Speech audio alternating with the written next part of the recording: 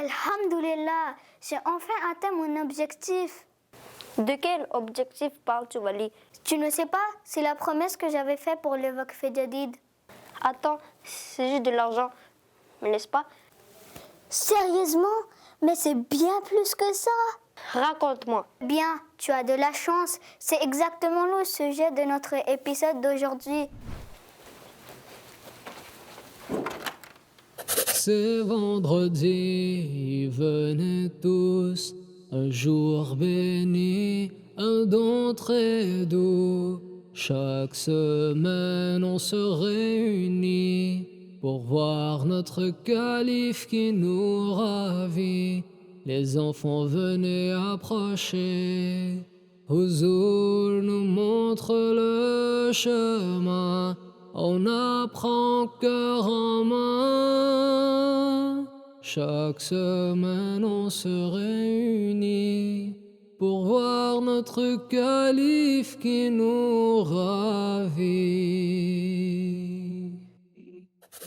Assalamu alaikum wa rahmatullahi wa barakatuhu. Bienvenue dans une autre émission du Sermon pour les enfants, une émission dans laquelle nous essayons avec des mots simples d'expliquer les sermons du vendredi de notre bien-aimé calife Ayyadahullahu ta'ala bin Nasrihil Aziz. Et bien sûr, je ne peux faire cela tout seul, c'est pourquoi j'ai avec moi deux panélistes avec moi. J'ai à ma droite Nasser et à sa droite Shayan. Assalamu alaikum les enfants. Wa alaykum salam wa sahib. Donc avant de commencer la discussion, nous allons écouter un extrait du sermon de notre bien-aimé calife Ayyadahullahu ta'ala bin Nasrihil Aziz.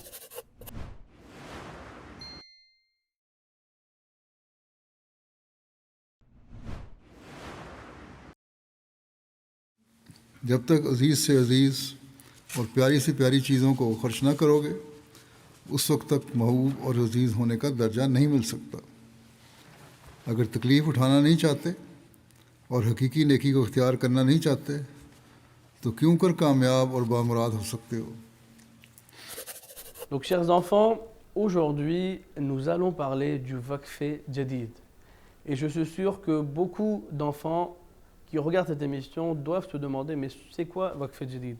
Inch'Allah, nous allons apprendre ensemble durant cette émission ce que cela signifie. Mais avant tout, avant de commencer, je vais demander à mes chers panélistes présents ici avec moi de me dire ce qu'ils ont retenu du sermon de notre bien-aimé calife Ayyadahullahu ta'ala bin Nasrihil Aziz. Et je vais commencer par Nasser. Moi, ce que j'ai appris, c'est que Houzour Ayyadahullahu ta'ala bin Nasrihil Aziz a dit que le Messie premier alayhi salam a dit: personne ne peut prétendre faire le bien en dépensant des choses inutiles et sans valeur, et dépenser dans la voie d'Allah est nécessaire. Masha'Allah, Nasser, très bon point que tu as retenu, c'est même l'essence du sermon de notre bien-aimé calife Ayyadahullah. Maintenant, tournons-nous vers Shayan. Qu'est-ce que tu as retenu? Donc, Mabissab, j'ai appris que si nous avons les moyens pour faire des dons, il est important de rester régulier dans nos contributions. Donc, Mashallah, Shayan, tu as parlé de qualités très importantes, de la persévérance, de la régularité, qui sont les qualités très importantes pour un croyant. Mais maintenant, nous allons aller vers notre rubrique spéciale où nous écoutons d'autres enfants et nous va connaître ensemble ce qu'ils ont retenu du sermon de notre bien-aimé calife Ayyadahullah. Et donc, nous allons partir vers notre rubrique La voix des enfants.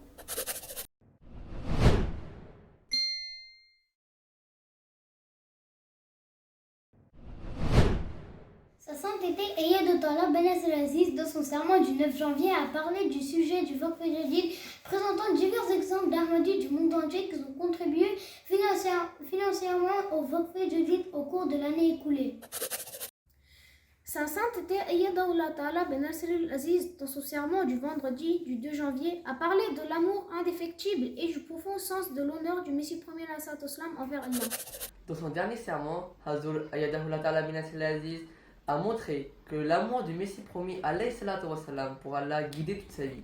Malgré les épreuves, il est resté ferme et confiant en Allah. Cet exemple doit inspirer la Jamaat dès aujourd'hui. Mourabi Sahib, quel était le verset du Saint-Coran que Houzour Ayyadahullah ta'ala bin Nasrihil Aziz a récité au début? Ah oui, j'ai déjà entendu ce verset. De quoi part-il? Donc, excellente question, mashallah, les enfants. Donc, le verset en question que le calife Adahullah Ta'ala bin Aziz a prononcé au début de son sermon est tiré du Saint-Coran de la sourate Al-Imran, verset 93. Donc, Allah dit Lan tanalul birra hatta tunfiqu mimma tuhibbun, que vous ne pouvez pas atteindre la piété tant que vous ne dépensez pas de ce que vous aimez le plus. Donc la règle en or que nous enseigne ce verset est que Allah vous a accordé des choses. Tout ce que vous avez dans cette vie, c'est Allah qui vous l'a accordé. Et Allah vous dit qu'en retour, vous devez aussi dépenser de ce que je vous ai donné. Et vous devez dépenser de ce que vous aimez le plus. D'accord? Donc c'est quelque chose de très important à comprendre. Waouh, ce n'est pas facile du tout. Oui, cela veut dire que je dois renoncer tout ce que j'aime. Donc bien sûr que non, mes chers enfants. Ce que ce verset signifie, c'est que le sacrifice est essentiel pour acquérir l'amour de Dieu. D'accord? Donc quand Dieu dit de dépenser de ce que vous aimez le plus, cela signifie que, en cas général, lorsque vous aviez l'occasion de dépenser sur quelqu'un, sur un de vos amis, alors vous ne devez pas oublier que vous devez dépenser plus pour Dieu, pour prouver que votre amour ou l'amour que vous éprouvez pour Dieu n'a aucun égal dans ce monde entier. C'est pour ça que Dieu dit « dépensez de ce que vous aimez le plus ». Vous ne devez pas dépenser de ce qui est inutile. Ce qui, à vos yeux, n'a aucune signification. D'accord? Donc c'est très important de comprendre l'essence de ce verset pour acquérir l'amour de Dieu. Alors, quel serait un bon exemple à suivre? Je me suis posé la même question. C'est important à savoir. Bien sûr, et justement, vous savez qu'une grande partie du sermon de notre bien-aimé calife Adahullah était bien sûr concernant cette même question. Comment ça? Donc mes chers enfants, une grande partie du sermon de notre bien-aimé calife Adahullah portait en fait sur les récits inspirants des musulmans ahmadis du monde entier qui ont mis cela en pratique. Vous avez tout à fait raison, Mourabi Sahib. Je me rappelle même de quelques histoires. Mais j'ai une autre question avant tout ça, Mourabi Sahib. Oui. Quelle est ta question? Pourquoi Huzur Ayadahullah Ta'ala bin Aziz a parlé des sacrifices financiers au début de l'année? Eh bien, pour connaître la réponse à cette question, vous devez connaître d'abord le mot le plus important du sermon du calife Adahullah. Puis, quel est ce mot? Mes chers enfants, ce mot est Waqf Jadid. Je suis sûre d'avoir entendu ce mot, mais... Qu'est-ce que ça veut dire? Eh bien, mes chers enfants, pour nous éclairer sur ce mot, nous allons passer la parole à Abir. À toi de jouer, Abir.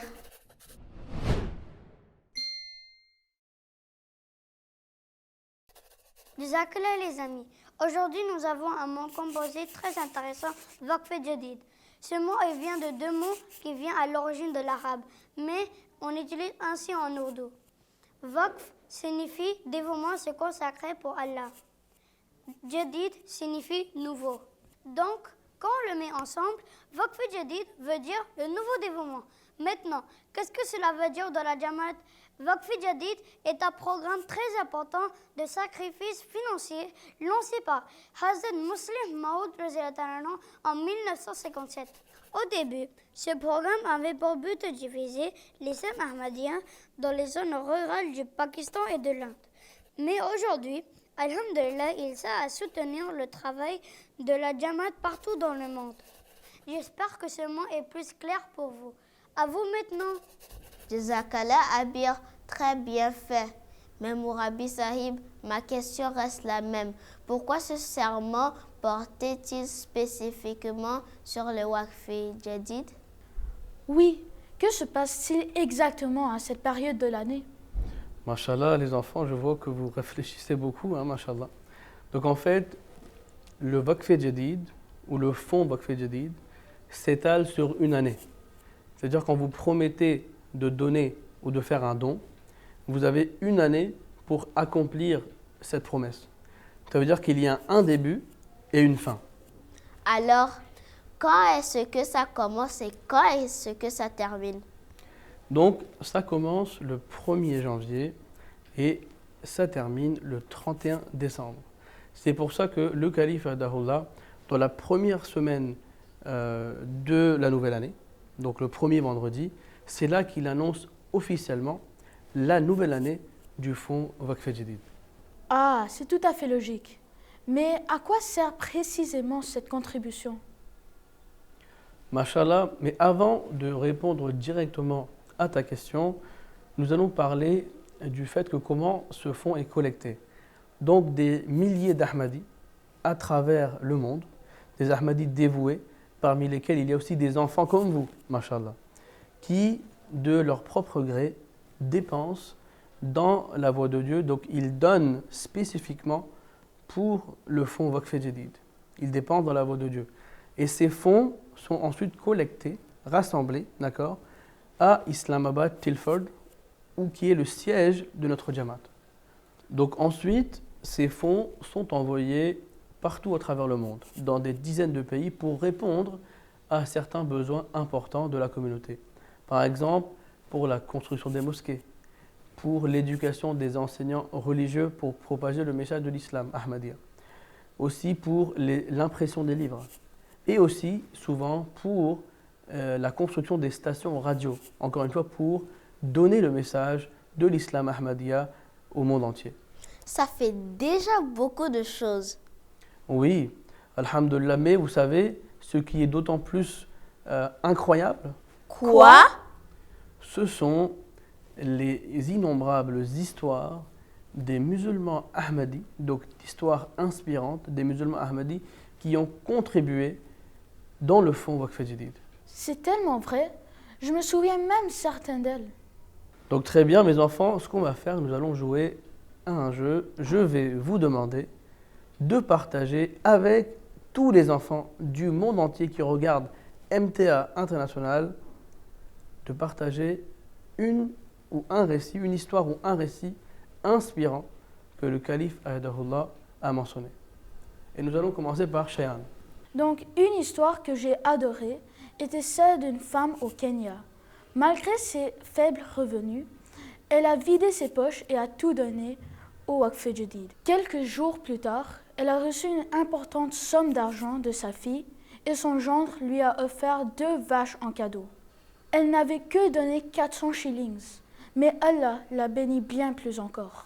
Mashallah, Shayan, vraiment une histoire très inspirante. À toi, et toi Nasser, qu'est-ce que tu as retenu? Moi, ce que je vais raconter, c'est que Ouzo Ayyadahullah Ta'ala bin Nasril Aziz a raconté qu'une femme de Kirghizistan avait demandé à son employeur si son salaire pouvait augmenter. Mais on lui avait répondu que ce n'était pas garanti. Lorsqu'elle a eu son salaire, elle a d'abord offert sa contribution au Waqf Jadid, malgré ses nombreux besoins. Le même mois, on lui avait informé que son salaire était augmenté de 40% et qu'elle recevrait également un prime très important. Mashallah, les enfants, vraiment des récits très inspirants. Mais il y a une chose que vous ne devez pas oublier, c'est que ces miracles se réalisent uniquement par la volonté d'Allah, si Dieu le veut. En tant que musulmans ahmadis sincères, nous devons contribuer quoi qu'il arrive et rester patients. C'est ça le véritable objectif de ces contributions. Inch'Allah. Mais Murabi Sahib, je sais que l'une des choses les plus importantes mentionnées par Hazur Ayyadullah Ta'ala bin Nasril Aziz est le montant d'argent collecté chaque année par la Jamaat, n'est-ce pas? Eh bien, Shayan, nous allons en l'occurrence passer à notre prochaine rubrique qui est la question du sermon. Vous êtes prêts? Oui. Donc voici la question. Quel a été le montant total collecté en 2025 pour le fonds Waqf Jadid? Donc option A, 15 millions de livres sterling. Option B, 12 millions de livres sterling. Option C, 8 millions de livres sterling. Ou option D, 10 millions de livres sterling. Donc qui veut répondre en premier? Murabi Sahib, je crois que la réponse, c'est 15 millions de livres. Donc, tu as choisi l'option A, c'est ça? Ouais. D'accord. Jazakumullah. Nasir? Moi aussi, c'est A. Donc, mashallah, les enfants, très bonne réponse. Alhamdulillah. Et les téléspectateurs qui nous regardent à travers le monde entier, si vous avez donné la bonne réponse également, ça veut dire que vous êtes en train d'écouter le sermon de notre bien-aimé calife, Ayadahullah Ta'ala bin Aziz, avec beaucoup d'attention. Alhamdulillah. C'est incroyable de penser que la majorité des donateurs sont des gens pauvres et ordinaires. Je suis tout à fait d'accord avec toi. Mais avant qu'il soit trop tard, nous devons parler de la deuxième partie de l'émission. Ah, Nasser, merci beaucoup de m'avoir rappelé. En fait, c'était un sujet très profond et très important pour nous. Je sais qu'il traitait de l'amour pour le saint prophète Mohammed sallallahu alayhi wa sallam, n'est-ce pas?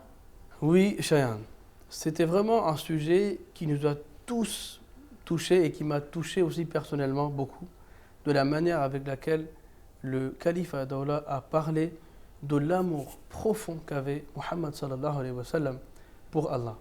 Est-ce que c'est possible que vous pouvez nous dire plus sur ce sujet? Oui, mes chers enfants. Donc vous savez, l'adoration de Dieu, c'est l'objectif de la création de l'homme. D'accord? Et le calife Ayadahullah a mentionné comment le prophète Mohammed sallallahu alayhi wa sallam adorait son créateur. Et quelle était l'étendue de l'amour du prophète Mohammed sallallahu alayhi wa sallam pour Allah. Par exemple, le calife Ayadahullah a mentionné que même avant qu'il devienne prophète, le prophète Mohammed sallallahu alayhi wa sallam allait dans la grotte Hira pour adorer son créateur. Donc même avant qu'il devienne prophète. Et après qu'il est devenu prophète, ça n'a cessé d'augmenter. L'amour du prophète sallallahu alayhi wa sallam n'a cessé d'augmenter pour Allah. Par exemple, Aïcha radiyallahu ta'ala anha raconte que lorsqu'il priait, il se tenait debout tellement longtemps que ses pieds s'enflaient. Et le calife Ayadahullah nous a raconté une histoire très inspirante de la vie du prophète sallallahu alayhi wa sallam. Donc quand le prophète Mohammed sallallahu alayhi wa sallam est tombé malade et cette maladie ensuite a causé son décès, donc il était très très malade. Il ne pouvait pas se tenir debout lui-même, il ne pouvait plus marcher. Mais quand il a vu que la salat était en train de se diriger, d'être offerte dans la mosquée Nabawi, il n'a pas voulu rester à la maison. Il ne pouvait pas marcher. Il a demandé à ses compagnons de le porter. Donc à travers ses épaules, on l'a porté. Et c'est comme ça qu'il est arrivé à la mosquée pour prier. Pourquoi il a fait tout ce sacrifice?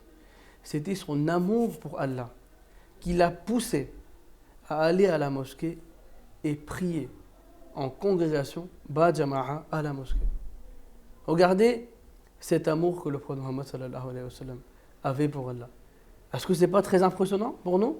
Waouh, je ne savais pas que le saint prophète Mohammed sallallahu alayhi wa sallam aimait autant Allah. Ah, maintenant je comprends pourquoi le calife Ayadahullah Ta'ala bin Aziz parle toujours du saint prophète sallallahu alayhi wa sallam.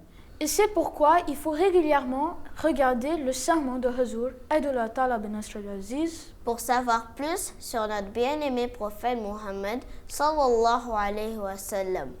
Et d'ici à la prochaine de Montréal. Allah Hafiz. C'est vendredi, venez tous, un jour béni, un don très doux. Chaque semaine on se réunit pour voir notre calife qui nous ravit. Les enfants venez approcher. Huzour nous montre le chemin, on apprend cœur en main. Chaque semaine on se réunit pour voir notre calife qui nous ravit.